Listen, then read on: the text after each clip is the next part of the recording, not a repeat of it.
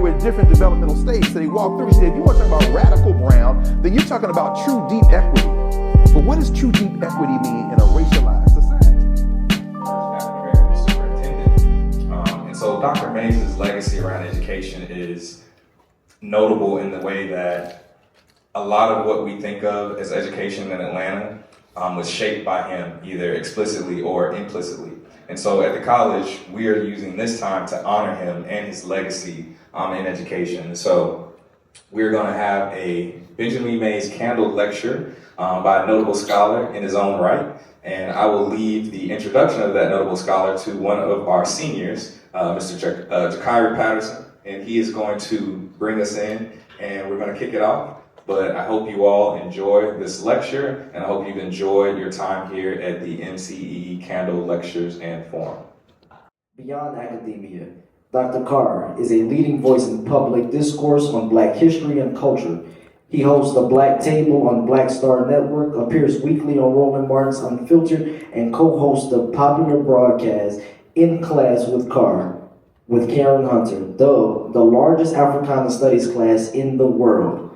He serves as Chief SIBA of Narrative.com, a digital learning platform and community where he co-leads weekly Africana Studies courses and discussions for a global audience. So please join me in welcoming Dr. Greg Carr.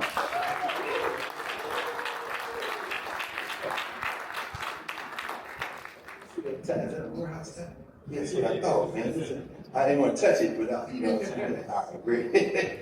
Thank you, Chief. I appreciate you, brother. Let me stop. This is not stand up. And again, I want to thank everyone involved with the center. And I want to especially thank at the Center for Excellence in Education, Dr. Nina Gilbert. Could we have a round of applause for her? Thank you so much, sis, for the invitation. It wasn't last year, it must have been the year before last, you brought all those young men to Philadelphia. Circle your calendars now. Right before Thanksgiving, there's a Black male educator convening. It isn't just for Black men in Philadelphia. Our friend and brother Sharif El-Mekki, who you'll see a bit later, has convened folks for a number of years now, and saw these brothers with these maroon jackets on and ties. These cats and this sister in front of them, like, okay, these your people, huh? I think y'all had just come back from Harvard, if I'm not mistaken. Y'all going to look at the archives, the Black School Project. And yeah, that place should be here. I'm glad that there's a Center for Excellence in Education. Tired of big bank taking little bank. Nothing should be at Harvard or Princeton or Berkeley or anywhere. It should be here. And I'm saying that publicly and for the record, because you don't get to have a place named for a plantation owner like John Harvard and then all of a sudden wash your guilt in money and let us be so grateful. But Dr. Gilbert and them doing something about that. We're going to be good partners with all those places, but this will be the center, not the periphery. I want to continue just for a moment. I made a few slides, and Brother Jones, Brother Justin, who has been getting me together to come back down here. You need a place to stay? No, I'm with my partner. I'm with Dr. Kelsey. Reba Kelsey's at the Morehouse School of Medicine. Y'all had match day today, right? Making some new doctors. Okay, that's good. Right across the street. Yeah, definitely. Round of applause. And so I asked him to make a few copies of an article that I published back last summer. And the thing you have is not that article. The ancestors, those are my notes for today. So I'm actually grateful to Justin. Where'd Justin go? There he is. I appreciate you, brother. The ancestors make no mistakes, because now what you have is the beginning of a draft of an article based on this conversation we're having. And that's a good thing, because, academics typically go in the opposite direction that many of us go at HBCUs, and especially. They write a lot very early and then stop writing. So we write enough to get tenure and then bust our tail in the classroom teaching and learning. And then if we get a little break near the end, we'll start writing. So what y'all see is just a little bit of a sliver. And to everybody here who is in Narrative in Nubia, I want to say thank you all for coming. All the ASCAC people, this is the community, right? These are the people that come get you together when you need them. And some of you all I'm going to mention as I go through these few slides today. But you always need the community, because that's really the center. And if Larry Obadiah Williams was here, Last time I saw Obadeli on top of the earth was in this building. We were having an editorial. Remember the Compass? We had our editorial meeting here. Obadeli, one of the great historians of our time, talked about when they had the Atlanta riot, the white riot. They called it the race riot. And they decided they was going to come out here and mess with these kids. And the community was like, oh, y'all want, come on. No, wait, where you going? No, come on, let's go. So it wasn't just Du Bois sitting outside of his place with a rifle. It was the whole black community that dared them to come out here and lynch somebody on this hill. And sometimes you can't do that. Maybe it takes Negroes to dispossess churches and build big stadiums. But it wasn't, anyway. So the title, Africana Studies, Black Education in the Black University, Institutional Possibilities, is just a couple of visuals. This is us in Kemet, and we have some folk in here who have traveled with us. We go the first 2 weeks of every August, and Sam and David Wall Rice went with us before COVID because they were planning on taking all the Morehouse students and the AUC students, and then COVID hit, so we'll get that going again soon. And then one day soon, we're going to be able to go to Congo because what Sam Livingston is doing with the Friends of the Congo is so very important. And that war is going to end. Now, of course, our computers may not work, but that's a small price to pay for human liberation. And then we're going to go there too. But this is just a sense because these are not university folk generally. This is just the community. And I say just the community because that's really the center of our work. This hand belongs to Mama Olabisi Oluwakade, who is translating some glyphs in the temple of Pepi. And just as a reminder that the work we have to do is intellectual work. Young people frequently call people like this hoteps. And I guarantee you that if you took a magic marker and wrote hotep on their forehead in Meta Nature, they couldn't translate it. It's been used as a pejorative because of ignorance, weaponized ignorance. And this hand is a reminder that we're going to stop all that. So, and of course, the man they call Buck Benny, with that look on his face like, hurry up and get through this lecture so we can get to the film. And I resisted the urge to bring my copy of Born to Rebel here, which is a signed copy. I found it many years ago. And before today is over, sometime tonight, I'll go up that hill and pay respects to Benjamin and Sadie Mays.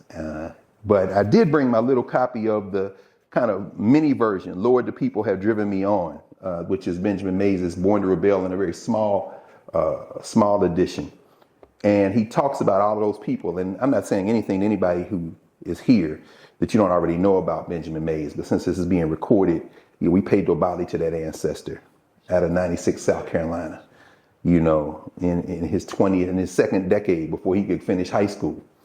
And then went to the state university to get his first training, which is State College at that time, South Carolina State, of course. And then on to Bates and the University of Chicago. And then coming here and wave after wave of not just young men, but young women, the whole community, training them here on this ground, this sacred ground. So we come up and pay respect to him. And of course, taking over the school board after that. So that as well in a moment. So the Africana Studies framework that we developed for the School District of Philadelphia is really the work that I've been devoting most of my thinking work to. Let me see. See, it's too fancy. There we go. At the heart of that framework, which we developed for the School District of Philadelphia 20 years ago this year, the summer of 2005, we were in an extended conversation. Philadelphia passed a rule that said every high school student had to take African American history before they graduate. And they wanted to have a curriculum framework. There's Professor Ilya Davis. I know you just come from class too. So, boy, y'all working Negroes, boy. It's always good to be among the people who actually do the work. That's what I'm saying. Good to see you, Doc. We were having this debate over what to do because, textbooks are big money, big business. At least they used to be. You still buy textbooks around here, right? No, don't even bother because I just came from the bookstore. But at any rate, K-12, they're big business. We know that. A lot of people in here are curriculum folk. So we said, we're not going to fight over who gets the contract to buy the African American history book. We will develop the curriculum to make the book peripheral. And so creating a curriculum, we knew that whatever subject we were studying in African American history, and Dr. Larry Miles is here in a minute doing some incredible work with the AP College Board class in African American Studies.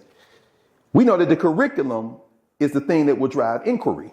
So we get them to ask the right questions. They're going to look past that textbook if they can't find those answers in that book.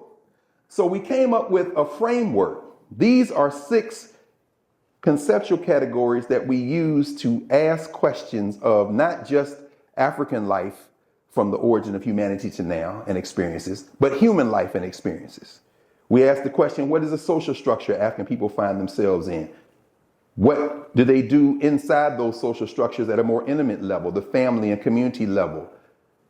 What ways of understanding reality, each other, the world, and all of their experiences do they generate? How do they utilize technology? How do they think about the nature of time and space, and how do they interact with it using technology to communicate, to build? In their moment around the sun, their lives, what songs, what texts and practices, what art do they create to mark those moments? And then how do they pass it on?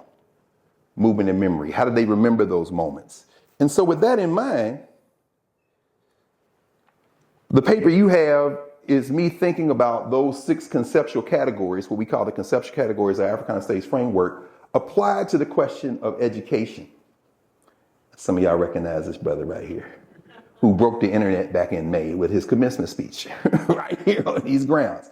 Our friend and brother, one of Dr. Norman's first students at Temple University, Baba Omatosho, Daniel Black. Shout out to Ndugu and Nzinga, right here on this campus. And I'm saying this campus in the way that Sam Jackson and them's people, their cohorts, after Dr. King was killed, and they marched and said the whole place should be called the Martin Luther King University, and let everybody retain their separate college identity, but then put it together. And I would only make one friendly amendment. I think it would be friendly. Maybe call it the Martin and Coretta King University. I still think that's a good idea. But at any rate, the first thing I want to raise is a relationship of those first 2 conceptual categories. The governance question, which is who is Africans to each other, to the social structure, which is who is any group of Africans you find at any moment in time and space, to whatever social structure they find themselves in. And up until yesterday, in terms of human history, those social structures were African. But then the boat showed up. And I'm trying to break myself, as many of you know, from referring to what happened to African people during this very recent period in human memory as slavery. I prefer normative language. Let's have some norms. Let's use language that people can't hide race in.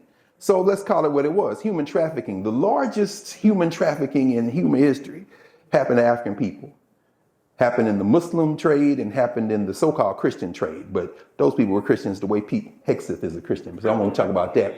So the social structures of the last several centuries, last 500 years or so, have been heavily racialized. Race becomes the formation that traps us in many ways in terms of how we think about our possibilities. So what I wrote there are some interventions, but especially in a context where there's this institutional resistance. Now, these pictures, this is a book that just came out. Margaret Beale Spencer and Nancy Dowd have written a book called Radical Brown, Keeping the Promise of America's Children. They got a chapter in there on colorism. We all know about the doll test. But Margaret Beale Spencer is a beast. One thing she talks about is, y'all gave those children those dolls and made them pick, and Kenneth and Mamie Clark did some important work. Then the Supreme Court took the word of children as some kind of, wait, they're children. So she factors in all the other stuff. How much were they trying to please the people who gave them the dolls? What were the signals they were picking up? They were at different developmental stages. So they walked through. She said, if you want to talk about radical brown, then you're talking about true deep equity. But what does true deep equity mean in a racialized society? I don't use the word black excellence. You'll see why in a minute. Because to think about African life, you gotta displace race. Race is the trap. That's a social structure intervention. So we got to rethink that. So when Dan Black stands up at commencement and remixes Kendrick Lamar and say they're not like us, who is they and who is us?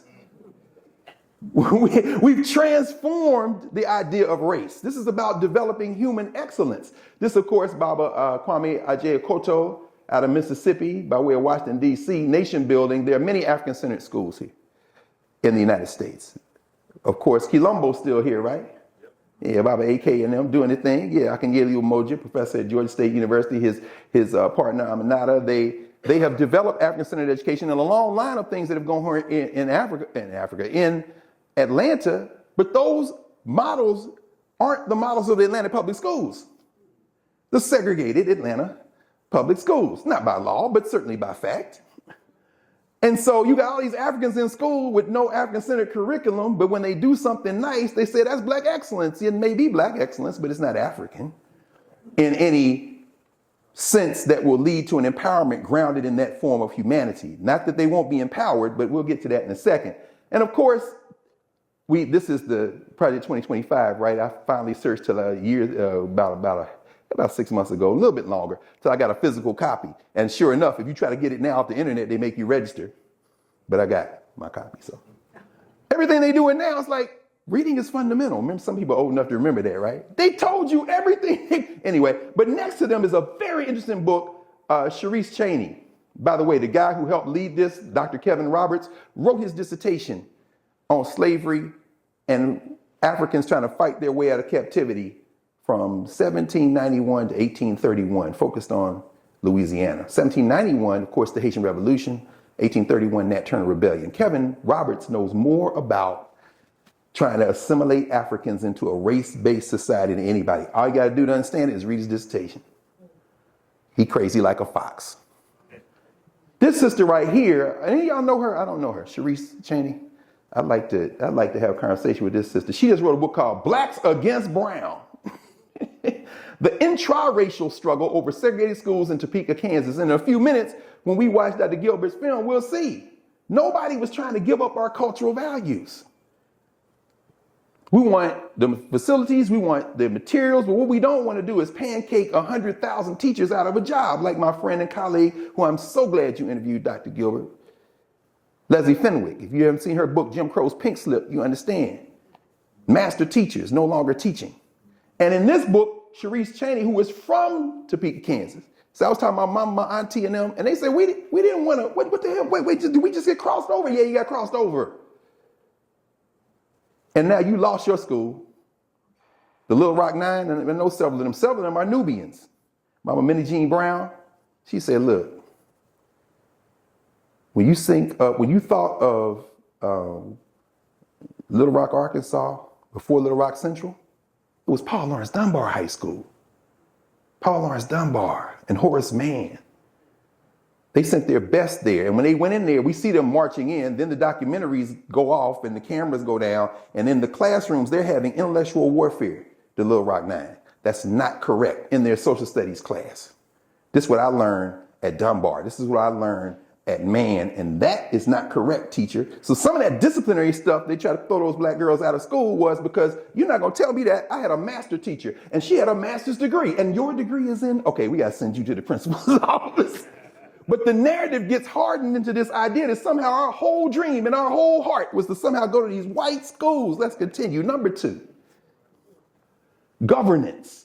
Africana institutions like HBCUs should reframe and reposition themselves as community-centered, moving themselves to the periphery to avoid reinforcing hierarchical, racially imposed structures of intellectual work. Who made universities the arbiters of human knowledge?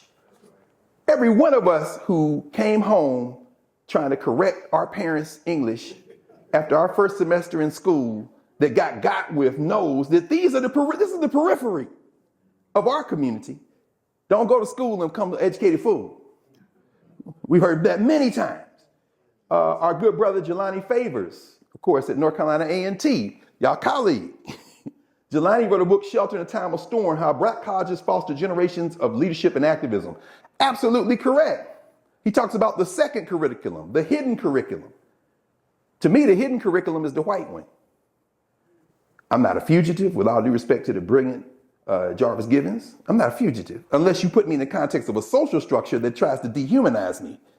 As Fred Douglass said, you don't write laws and pass laws to tell pigs and cows and sheep not to run away. You only do that because you know I'm a human. So for me, the fugitivity is very important in a social structure sense, but in a governance formation, this is the norm. The time of storm is the social structure. The shelter is the governance formation. That's why students come here and take all y'all classes to protect themselves from a storm, but the storm is not their identity.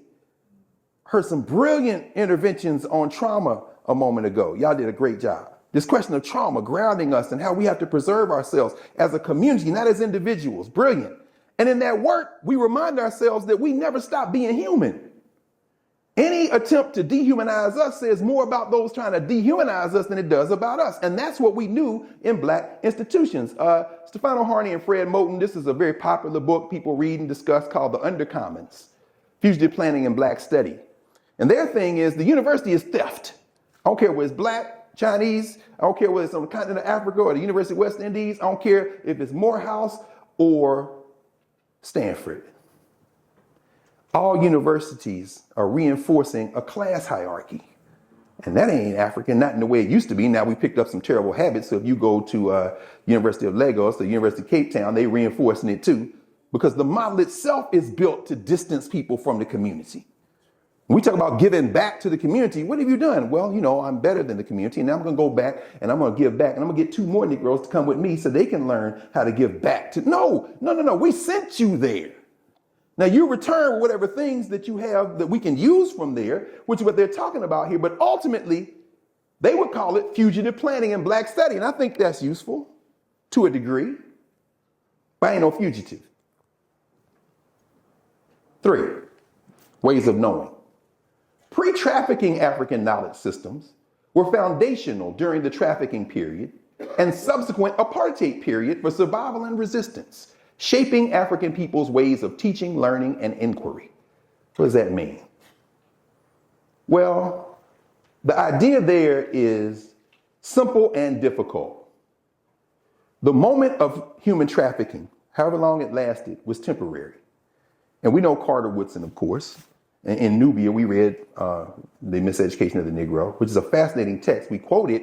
When you read it, you see Woodson is grappling with this question of class. When I read Woodson, I think about Benjamin Mays. Think about Mary Bethune. These people came out the fields. So their respect for these institutions was only insofar as they could use these weapons to liberate masses of people. And when Woodson in The Miseducation of the Negro is hell on the Negro bourgeoisie.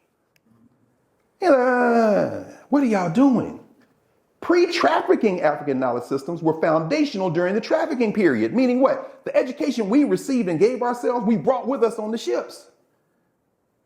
You took my mama. That's all right. There are some elder women around here. You'll be my mama. The whole concept in social structure theory and academy, they would call that fictive kin. No, that's my sister. I didn't know you had a sister. Well, we went to school together. The sociologists, the anthropologists, it's fictive kin. It's not fictive kin. She mean more to me than your blood relative. So don't call this fiction, or call it fiction. Relegate it to the social structure. We have different ways. And mouth to ear, a brilliant conversation that Dr. Kelsey gave last month at Claflin. No, not Claflin. Was it Claflin?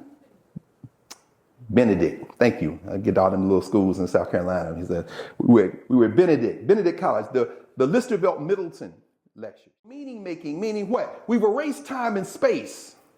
This isn't about past, present, and future. This is rather about the moment of moving through this specific time and space with a sensibility that incorporates Africana ways of knowing, that incorporates Africana ways of knowing using science and technology, using cultural meaning making. It's all red, white, and blue. Yeah, but he's sending a message. The lawyer said it was okay. Yeah, the lawyers are from the social structure. From our governance space, we know what's going on, and they not like us. But here's where the thing becomes important in another context, the last category, movement and memory. How dare do Africans remember these experiences? See, movement and memory means the importance of re-narrating history and maintaining continuity should drive efforts to restore educational pathways and avoid the loss of critical cultural memory. See, this right here is, well, if I could go back, you could see Kendrick Lamar and all that red, white, and blue. That's cultural meaning making. It's very African, but it doesn't contain deep memory. He took it out of time and space. Nobody's there, and all these think pieces, people trying to, I don't want nothing to do with that red, white, and blue flag. And my father was a veteran of World War II. So I'm not going to disrespect that. You can't disappear Jack Roosevelt Robinson. You can't disappear Medgar Evers. You can do what you want with a website. I go to Arlington Cemetery a lot and go to the grave of Colonel Charles Young.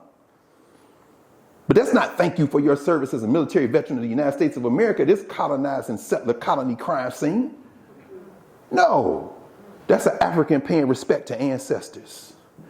Charles Young wrote books on warfare in world history, including a lot of chapters devoted to African warfare. Charles Young was a brilliant figure. When you narrate him in a social structure, he just becomes an important soldier.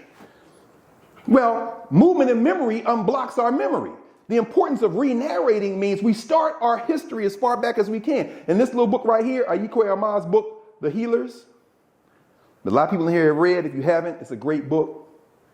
He says, you know, healers aren't politicians. Healers don't become elected officials. Healers don't become the chief in a village. Why? Because they're not engaged in knowledge work to manipulate. Think about how we often talk about educators. We're going to help this student. We're going to unlock their potential. They came in with the potential. They came in with a genius. Can we heal? And we heard healing earlier. Very important work on healing. Healing restores someone to the awareness of themselves, that they have everything they need. When does that healing start? Well, it starts with African people at the dawn of humanity, as Armand is writing about here. And as that captivity hits, whether it be Vincent Harding, who for many years taught English at Spelman College here, before Coretta Scott King asked him to start the Martin Luther King Center in 1968, which still exists. And of course, eventually the Institute of the Black World. Vincent Harding would tell us there is a river coming out of the gospel song, but the river is a metaphor for a thing that is flow. What Sheikh Ali Diop would say is flow. Unrestricted flow from the origin of humanity to now. We do not start our history with captivity. My friend Nicole Hannah-Jones, who told me the other day she's leaving for Ghana again. She keep going to Africa. I say, Nicole, you will get it one day. 1619, if you're talking about 1619 BC, maybe we can talk. But if you start your history, as John Clark said, with slavery, everything since then looks like progress. I'm sorry, I can't go along with a 1619 project. I'm going to incorporate 1619 into the millennia that took place before it to understand who those Africans were in 1619 and who we are today. We have to do that. And of course, Toni Cade Bambara, The Salt Eaters, her paper's right here at Spelman. She lived here. The last book she wrote that was published posthumously, These Bones Are Not My Child, bringing out the tensions between the regular black folk in Atlanta and Maynard Jackson, who we also respect, but understand class is real. I ain't got to tell nobody in Atlanta about that. Toni Cade Bambara opens this novel with the sisters, the healer, working on this sister who's going to carry through the rest of the novel. She said, the question is, do you want to be well? That's the question educators got to ask. Do we want to be well? Because you got to vomit up that American exceptionalism. You got to stop talking about blackface nativism. I ain't black, I'm Dominican. I don't mess with them African Americans. Where you from? Nigeria. I'm from Jamaica. Yeah, I know they crazy. Yeah, but then y'all going to beef with each other.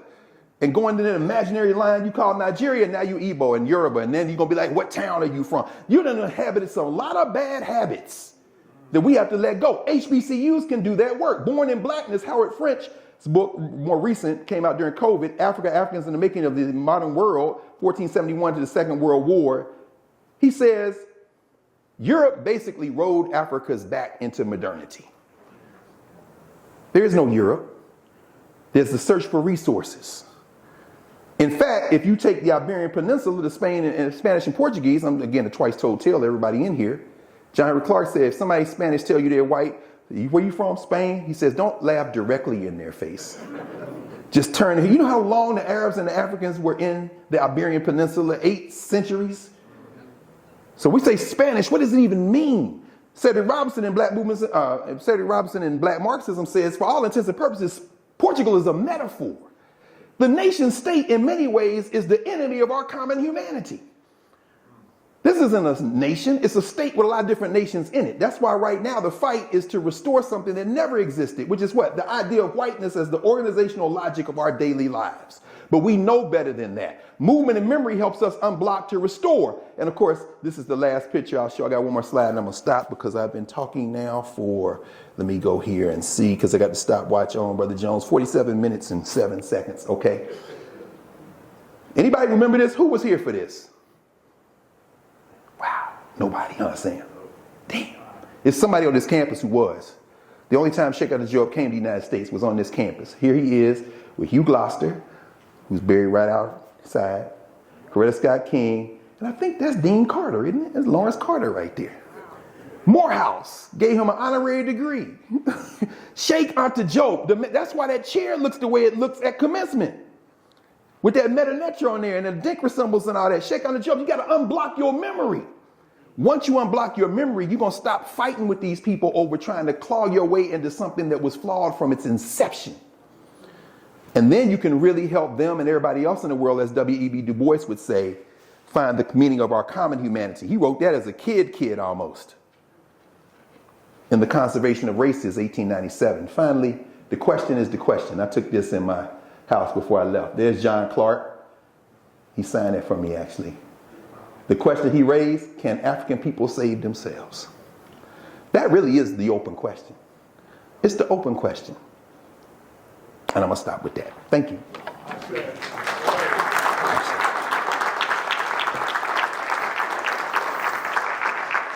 We get to see, I'm telling y'all, we see this movie, I cannot wait. It's not a movie, it's a film.